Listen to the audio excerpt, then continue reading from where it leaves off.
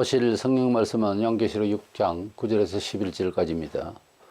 다섯째 인을 떼실 때 내가 보니 하나님 말씀과 그들이 가진 증거로 말미암아 죽임을 당한 영혼들이 제단 아래에서 큰 소리로 불러 이르되 거룩하고 참되신 대주제여 땅에 거하는 자들을 심판하여 우리 피를 갚아주지 아니하시기를 어느 때까지 하시려 하나이까 하니 각각 그들에게 흰 두루마기를 주심이 이르시되 아직 잠시 동안 쉬되 그들이 동무 종들과 형제들도 자기처럼 죽임을 당하여 그 수가 차기까지 하라 하시더라.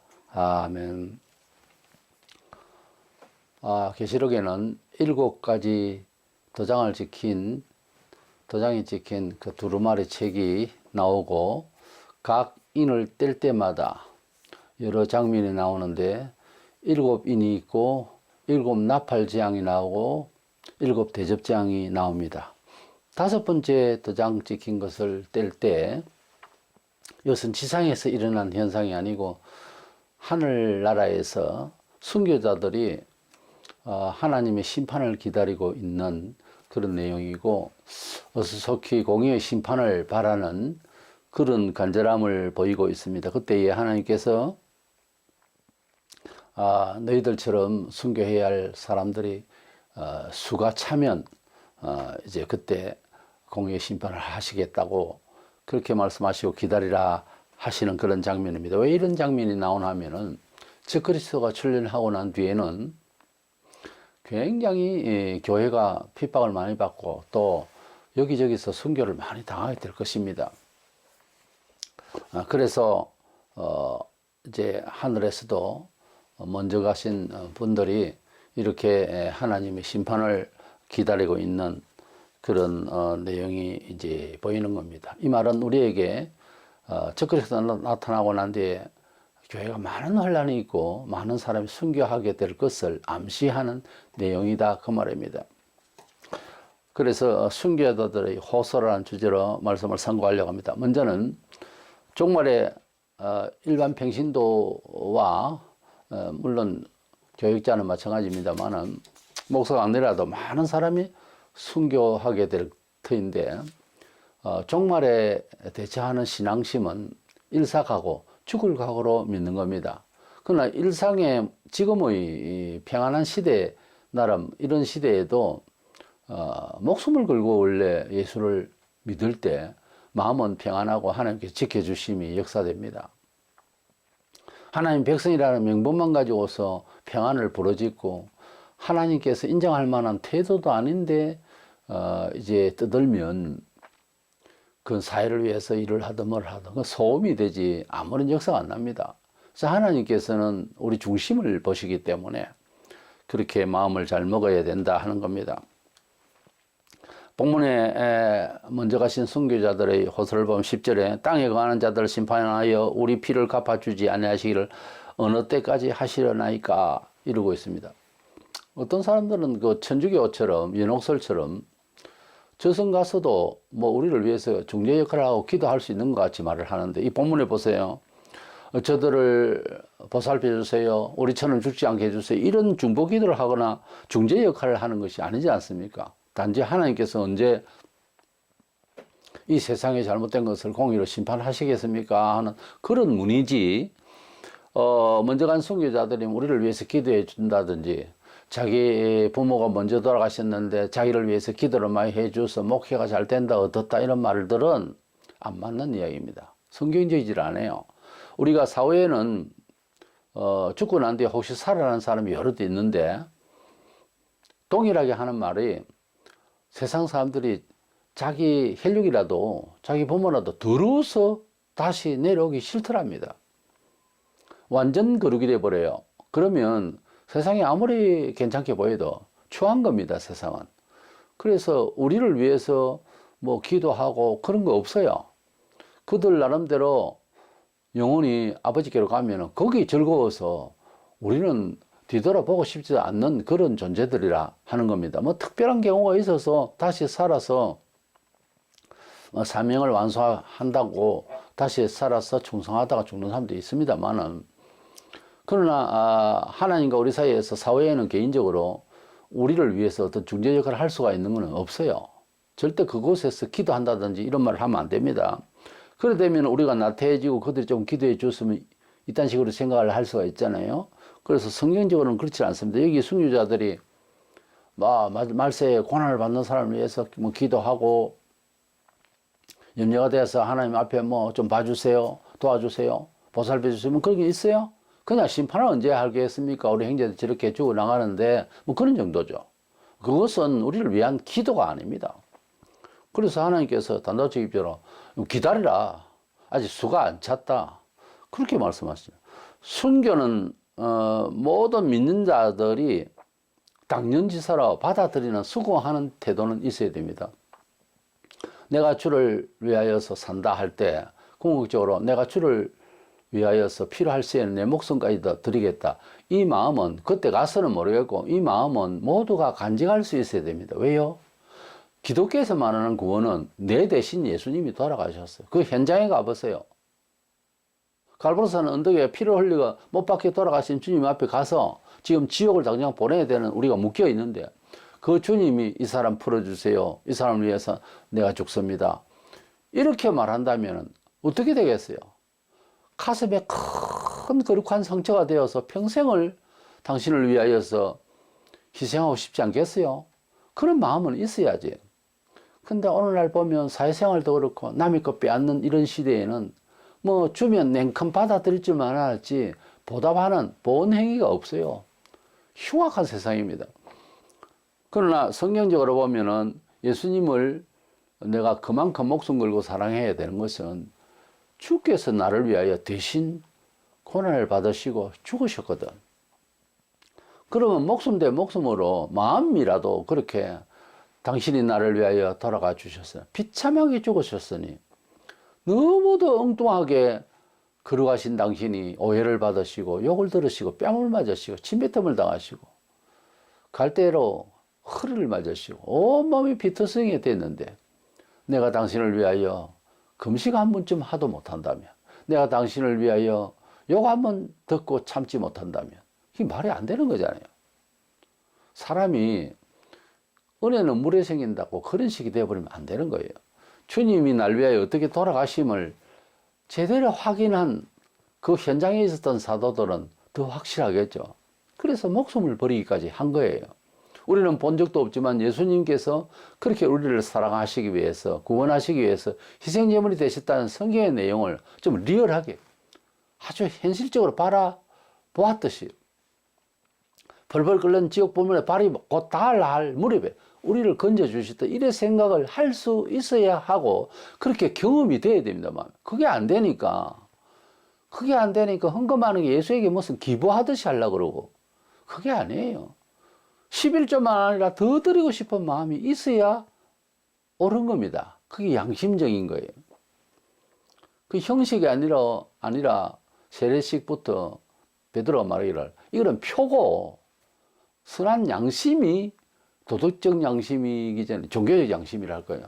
이런 진실한 양심이 하나님께로 가는 것이지 무엇이든지 형식적으로 교회에 왔다 갔다 하던 형식적으로 성전에 왔다 갔다 하는 유대인들이 완전히 박살나 버렸잖아요.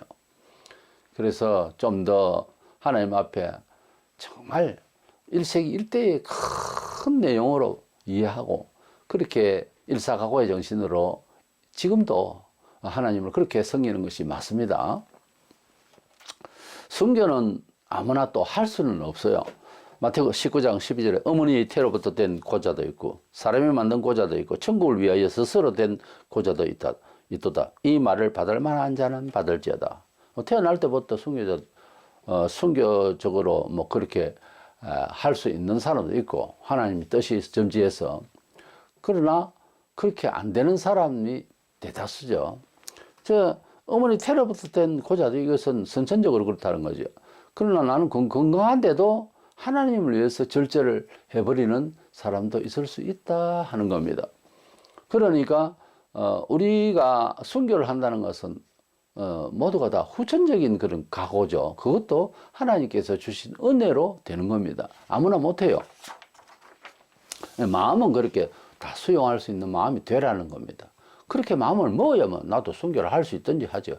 천국에서 최고의 빛날 사람은 순교자입니다. 사실은. 본문 11절 죽임을 당하여 그 수가 차기까지 기다리라. 순교자들의 호소에 대해서 그렇게 말씀하는 걸 보면 순교자도 정해진 숫자가 있고요. 택하신 백성도 수요가 있는 겁니다. 계시록 14장 3장 등에서 3절 등에서 구원하는 백성들의 그 수요를 이제 숫자로 말하자면 14만 4천 명이라고 하는 어떤 제한적 수요를 말합니다. 어떤 제한적이고 그러면 숫자를 말하지만은 너무 많을 때는 숫자가 별로 표기 안 됩니다. 그 많고 많은 사람, 구름대와 같은 많은 이런 식으로 표현하죠. 그러나 14만 4천 이럴 때는 어떤 제한을 말하는 겁니다.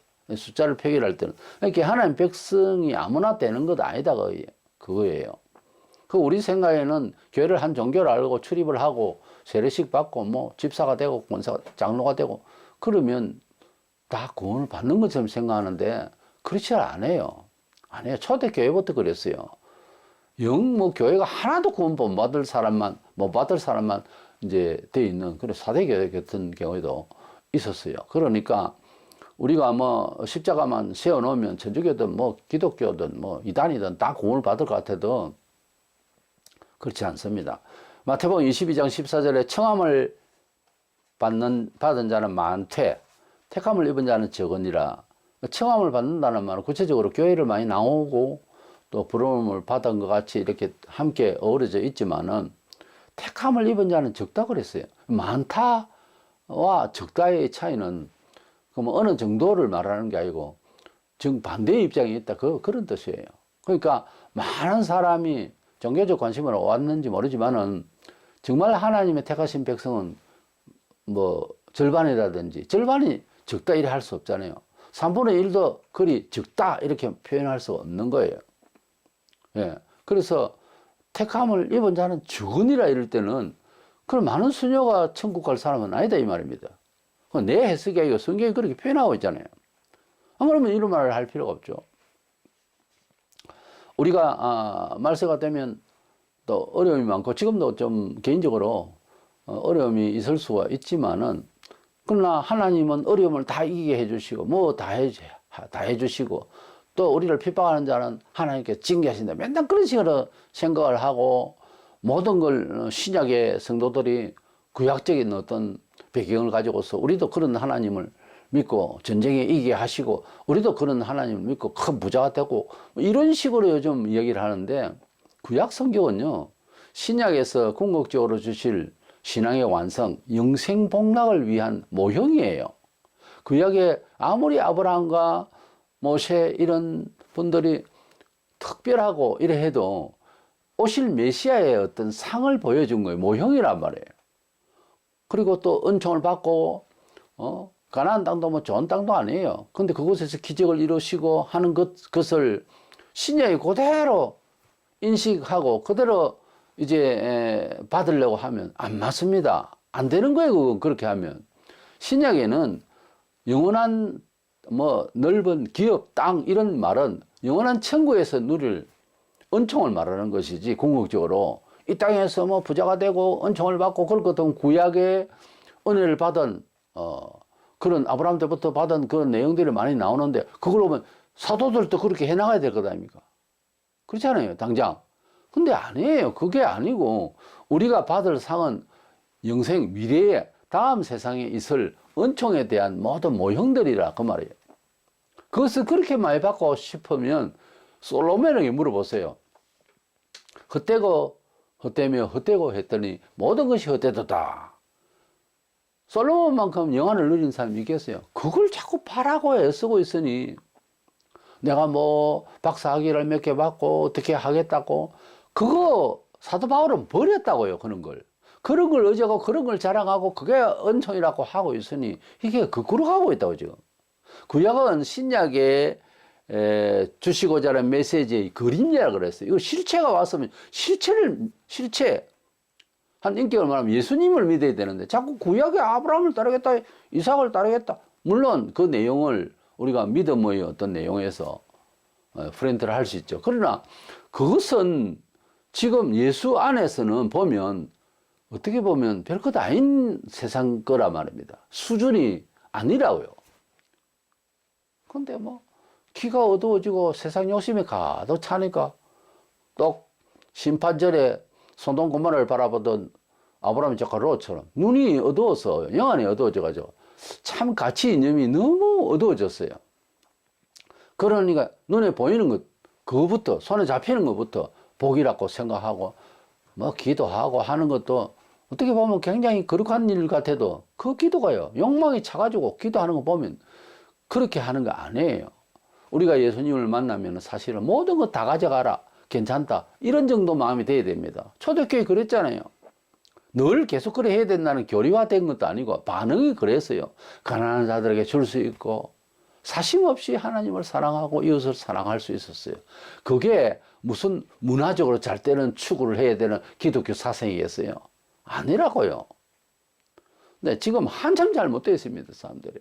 예수 잘 믿으면 복을 받는다 하면 스무나 교회 빌라델피아 교회는 굉장히 복을 주리라 이렇게 말씀을 하시는 게 맞잖아요.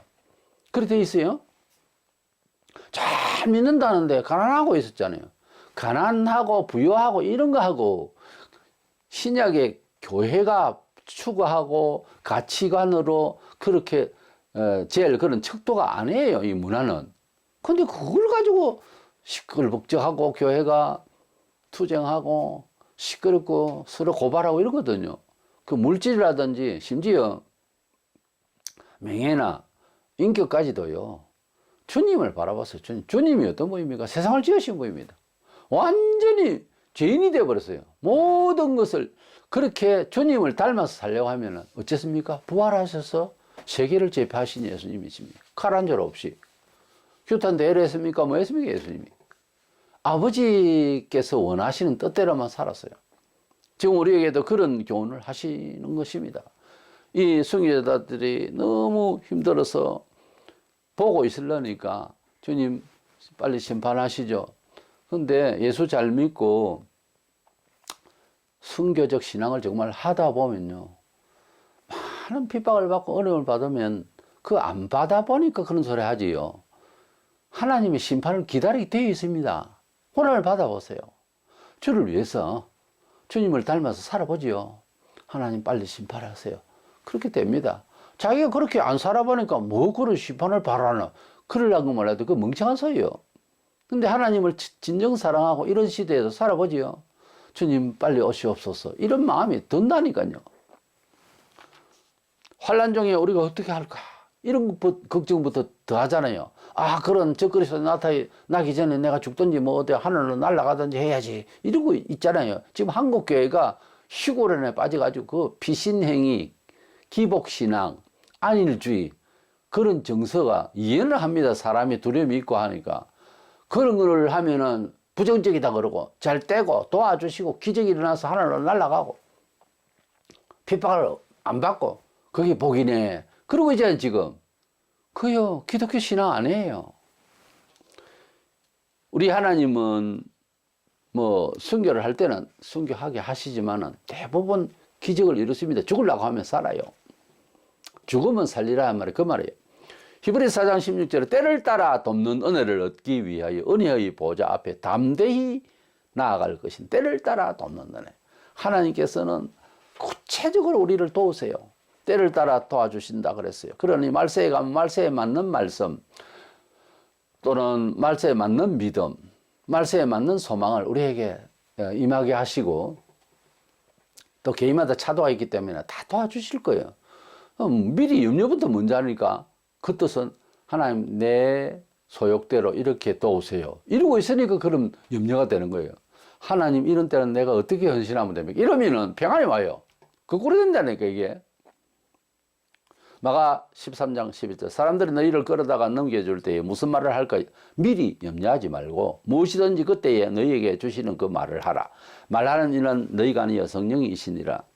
말세에만 아니라 언제든지 핍박 중에 지금도 온 세계에 교회가 선교가 계속되고 있습니다. 어디에 잡혀가거나 어떤 일을 당할 때나 특별히 어떤 핍박 가운데 있을 때 어떤 말을 해야 되는지는 성령께서 지금도 주시는 거예요.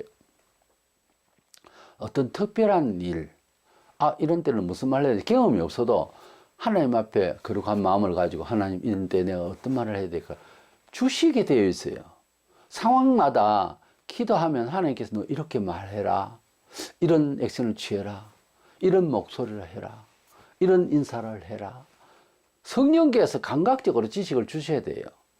더더구나 핍박을 받고 잡혀가고 이럴 때 인권을 부르고 자존심을 드러내고 떠들고 이게 아니고 성령께서 어떻게 하라는 말씀이 있어요. 그래서 성령께서 주시는 지각대로 살아야 됩니다. 나는 성령의 음성도 못 들었는데 이러고 있는 사람들은 평소에 자기 알아서 살았겠지. 합리적으로 모든 경험적으로 일상의 말과 행동과 뜻을 발표했겠지. 그게 표현하니까 안 되는 거지. 그러나 기도하고 어떤 일에 봉착했을 때 일상의 지식과 합리적인 이해가 좀 짧고 안 그러나 벽에 완전 부딪혔을 때 하나님 어떻게 하죠? 어떻게 말하죠? 어떻게 처신하죠? 물어보세요. 성령으로 거듭난 하나님 백성이라면 진정 거듭난 백성이라면 그 거듭남이 뭐예요? 뿌리까지 완전히 뒤집어져서 창조주 하나님 앞에 나의 존재감을 가진 사람을 말합니다. 이런 사람은 그 성령께서 조용했는데도 딱 하니 지각을 주십니다. 그 뜻을 따라서 말하고 선택하면 되는 거예요. 세상적으로 계산법으로는 안 됩니다. 그 음성이 안 들려요. 계산을 딱 하는 세상적으로 해놓고 이렇게 해주세요. 뭐 갈 수도 있겠죠. 거의 90% 자기 의지대로 한 거예요. 기도한 게 아니고. 근데 하나님 뜻대로 하겠다 이러면 오차게 생기죠. 그때는 뭘 절제해야 되고 전폭적으로 절제할 때도 있거든요. 그 성령께서 인도하시는 데 가면 무탈하고 괜찮아요. 그 염려를 한다는 것은 욕심이 너무 많아서 염려가 더 많아요, 사실은. 사람이 뭘 염려를 한다는 인생 살아가면서 염려가 너무 많다는 말은 거기에 너무 임박혀서 집착해서 그래요. 집착하면 염려돼요. 집착하는 게 아니고 다스려야 된다니까, 뭐를. 인생은 장사를 하는 그런 게 아니고 경영을 할 줄 알아야 돼요, 자기 인생은. 장사를 하는 거하고 경영하는 거하고 다르잖아요. 경영은 전체를 아우러서 좋게 나갈 수 있는 거고, 장사는 근시안적으로 앞에 있는 것을 그냥 100원에 팔면 30원이 남고 70원이 원가다. 뭐 이게 장사예요. 떨어지고 나면 아무것도 없고, 그 다음 하도 못하고. 경영은 안 그래요. 이걸 완전히 다 부어버려서 마음을 사기 위해서 다 그냥 준다든지 꼭 주는 것이 문제가 아니지만, 그런 경영은 다른 방식으로 해야 되는 거예요. 그 장사의 확대 해석이기도 하지만, 그러나 경영은 그게 아니에요. 사람과 사람 사이에서 사업을 하려 하면 국가적인 관계까지도 다 갑니다. 경영자와 장사꾼하고는 다르지. 장사꾼은 앞에서 그냥 팔아먹기만 하고 그만인 것이 근시안적이고 자기만을 위한 거예요. 부자는 돈만 많은 사람이에요. 그러나 사회와 연결될 때는 자본가라고 그래요. 자본가는 돈만 가지고 이야기하는 사람입니다. 돈만 많다, 그거는 부자라는 말이지. 그래서 부자와 자본가는 차이가 있어요. 그래서 우리는 교회를 다니면 교인이라고 그래요. 교인은 교인만 되면, 혹은 종교인만 되면 자기를 위해서 빌는 그거로 끝이에요. 그러나 성도가 되면은 사회 공동체 의식이 있어서 삶 자체가 개념이 다릅니다. 인생관이, 목숨이, 생명을 다르게 사용해요. 그게 이제 사명을 받기도 하고 범위가 확대되고 영원에 이르는 가치관이 있죠. 그런 마음으로 세상을 살아야지, 교회를 다니면서 10년, 20년이 자기만 해서 빌고 있다면 글쎄 그 사람이 하나님을 만난 건 맞아요. 우리가 무슨 일이나 하나님께서 도와주시는 은혜를 받으려면 그냥 도와주셔야 하면 자기 욕심을 채워달라고 하는 게 90%예요. 하나님 이 뜻이 뭡니까? 물어보고 최선책으로 선을 따라서 가는 거예요. 그 사역자도 마찬가지고, 어떤 일을 당할 때 참 남들이 가지 않으려고 그러고 힘들고 하는 제일 최악의 길을 가라는 말이 있어요. 정말 승리하려면. 그런 사람이 있습니까? 신학교에서 뭐 교육 목사로서 전도사로서 어디 가려면은 아주 광고에 보면 형편이 좋은 교회, 그런 교회는 여러 수천 통의 이력서를 내지만은 아골꼬짝 빈들에도 이름 없이 빚도 없이 가겠다고 해놓고서는 찬송을 그렇게 하면서, 현실은 그게 아니거든요. 서로 다투어서 좋은 데를 가려고 그러고 형편이 좋은 데를 가려고 그러고. 근데 어려운 곳은 잘 안 가려고 그래요. 성경적으로 보면 어려운 곳을 먼저 선택하는 그런 뜨거운 마음이 서로의 눈물을 자아낼 수 있는 그런 정말 뭐 다투다시피 그렇게 경쟁이 많아요. 그게 아름다운 모습이에요. 사회인들이 그걸 보면 야, 어떻게 저기도 자식이 있고 어려운데 제일 어려운 길을 선택하기 위해서 10배를 더 많이 신청할까? 좀 이런 면모가 있어야 돼요, 교회는. 근데 사회하고 더해요, 사회보다. 사회 사람들은요, 버리고 평생 뭐 배우라든지 뭘 해도 사회도 참 기회를 많이 하고 아주 평민으로 돌아가는 유명한 탤런트나 배우들이 있어요. 그런 사람이 많아요. 근데 교회는 교회 조금만 성장하면 목사 그만두면서 이제 퇴직하면 은퇴하면서 뭐 전별금이는 뭐 10억씩 20억씩 이게 덕이 안 되는 거예요. 덕이 안 되는 거예요. 평소에 뭐 남을 위해서 희생하라 실컷 떠들어 놓고 자기 목숨 다 채우면 이게 바른 목사 맞아요? 그 정신 아래에서 메시지를 들은 그대들은 정신이 바를까? 이게요, 한국교회 지금 현재 정상 아니에요. 우리가 성령께서 주시는 그런 음성을 진정 진리 안에서 받는다면 대환란에도 충분히 우리는 승리할 줄로 믿습니다. 두 번째로는 이 핍박 말세 선교자들이 천국에서 제발 이제 그만두시고 공의롭게 빨리 판단해 주세요. 그렇게 말하고 있고 또 형제들이 죽어나가고 할 때에 그래 수가차기까지 해야 되니 너 기다리라 이런 말씀은 계속 순교가 있다는 겁니다. 하나님의 정하신 때까지는 핍박은 연속된다는 거예요. 그러니까 핍박 그만하게 달라고 아무리 기도해도 안다면 핍박을 멈추기 위해서 세상과 협의해버리고 말아버린다? 협의는 되겠지. 그러나 하나님의 뜻을 이게 변절시키면 화를 더 받아요. 핍박 받아야 할 상황인 것 같으면 더 많이 받도록 해야 됩니다. 하나님은 세계를 주도하시는데 오늘과 어제와 내일의 그런 크로노스의 시간대에서 우리가 의식하는 과학적 시간이 이 세상에서 우리가 이해하고 판단하고 이제 경험하는 거지만 그러나 어떤 역사가 이루어질 때는 어떻게 이런 일이 있을까? 그 몰라서 그렇지 계획된 하나님의 섭리의 시간, 카이로스의 시간에 하나님께서 역사하신 것을 우리가 경험을 하게 될 때 기적이다든지 어째 이런 일이 있을까? 뭐 이렇게 되죠. 그러나 기도의 문이 많이 열리고 영감이 깊어진 사람은 어떻게 될 것을 알게 되는 겁니다. 그러니까 예수께서는 예루살렘 성이 무너질 것을 바라보고 계시는 거죠. 벌써 30-40년 후에는 이거 다 무너진다는 거 다 보이는 겁니다. 그래서 무너진다 하니까 제자들은 3년을 넘게 배워도 모르는 거예요. 왜 무너지는데요? 이렇게 단단하게 됐는데. 그거 보세요. 사도들도 하나님께서 영혼을 확 열어주니까 너의 택하심을 안다 그래. 하나님께서 구원받을 자의 그 영의 세계를 보고 있는 거예요. 우리가 지금도 하나님을 간절히 사모하고 성경 많이 읽고 어떤 원리를 제대로 알면 사람을 보면 말하는 것, 행동하는 것 몇 번만 딱 봐도 이 사람 수준이 어느 정도이고 하나님께서 얼마만큼의 은총을 준비하시고 이런 게 약간 비슷하게나마 그 아웃라인을 볼 수 있어요. 그리고 인생이 어떻게 돌아갈 수 있겠다는 스케치가 된다고요.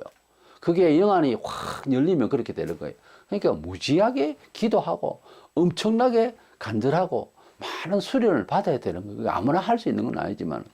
그러니까 하나님께서 섭리의 역사에 옆에 같이 가면서 본다는 것이 굉장한 영감입니다. 그러니까 하나님이 함께 하신다는 말씀에 확대를 하면은 하나님의 섭리의 역사의 옆에 군사로 따라가면서 보는 거지. 그러니까 세상적인 통계 지식으로는 알 수 있는 게 아니에요. 그런 단계가 있다 하는 것만이라도 인정을 해야 하나님의 역사를 기다릴 수 있죠. 그것도 저것도 안 되니까 맨날 세상적인 이런 경험과 합리적인 사고만 가지고 하나님 그거를 땡겨서 이걸 좀 이런 식으로 해주세요. 이런 식으로 기도한다면 안 맞는 거죠. 그래 하는 게 아니죠. 그래서 하나님의 시간대, 종말에는 다음에 우리 보통 그러잖아요. 다음이 아니라니까요. 그 종말의 때 지금 여기에서 일어날 수 있어요. 개인적으로는. 그러니까 하나님의 시간대라고 하는 것은 창세기부터 계시록까지 같은 시간이에요. 하나님의 시간대라는 것은. 그런 말이 있습니다. 시간의 의식, 시간을 물질로 이해해요, 과학자들은. 기도는 뭘 구할 때 굉장히 길어질 수 있고 몇 년, 몇십 년이 될 수 있어요. 응답을 받을 때는 너무 짧은 시간에 와요.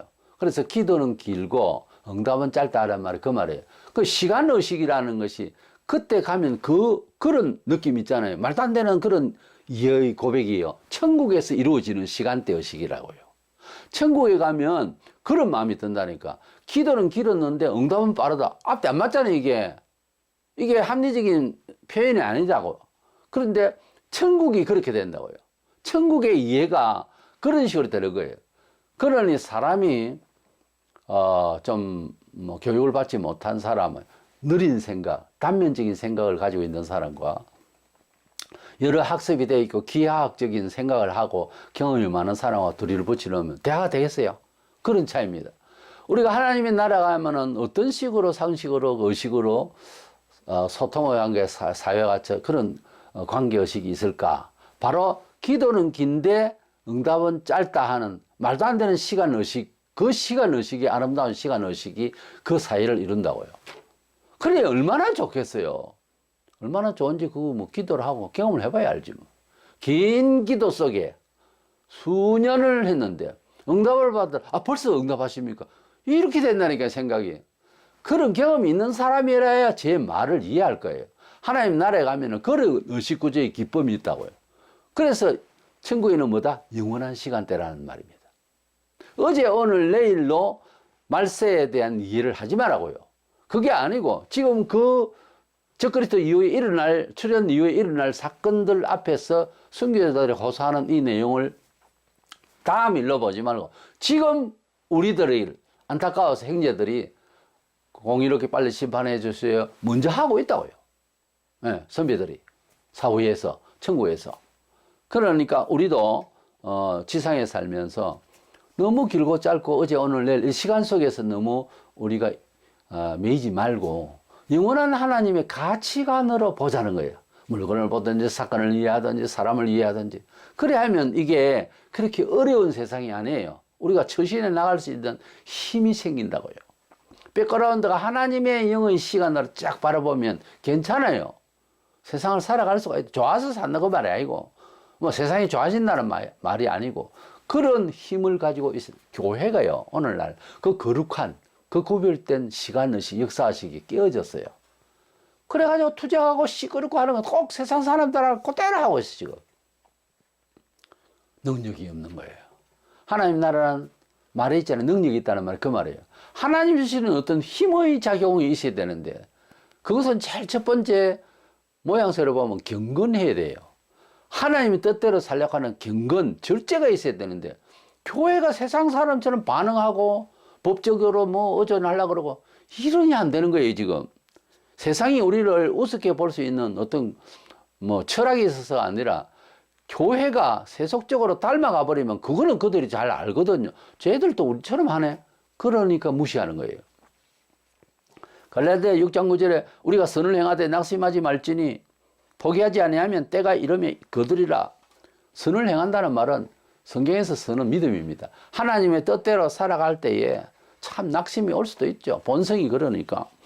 낙심하지 말지니 포기하지 않으면 포기하면 안 돼요. 때가 이르면 이 때의 본문에 보면 카이로스 하나님의 역사의 시간이 딱 오면 다 이것이 거두게 된다. 그렇게 위로하고 있습니다. 환난을 피하려고 하는 생각. 그래서 일반 종교처럼 빌면 구하면 준다고 하는 이런 기복주의.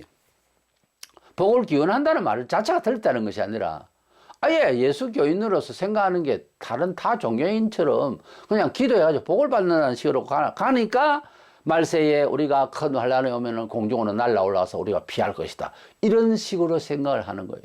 그 휴거로는 뭐 그 이단적인 사고방식이지 한 신앙의 부류가 아닙니다. 잘못된 거예요.